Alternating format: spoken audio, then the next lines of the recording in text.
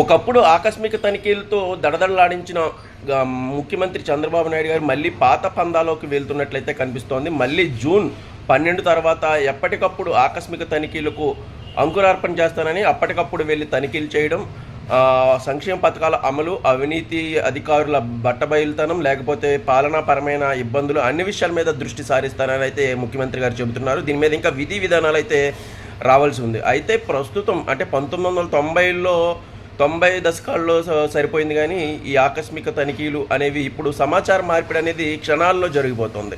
క్షణాలు కూడా పట్టని పరిస్థితిలో ఇప్పుడు ముఖ్యమంత్రి గారు ఆకస్మిక తనిఖీలు చేస్తే అవి అంతగా ప్రభావం చూపుతాయా అనేది అయితే ఒకసారి చూడాలి. అయితే ఈ మోడల్ ఒకసారి బయటకు వచ్చిన తర్వాత, అంటే ముఖ్యమంత్రి గారు ఏ పందాల ముందుకు వెళ్తున్నారు అనేది బయటకు వచ్చిన తర్వాత దీని మీద అయితే పూర్తి స్థాయిలో మనం అయితే మాట్లాడే అవకాశం ఉంటుంది.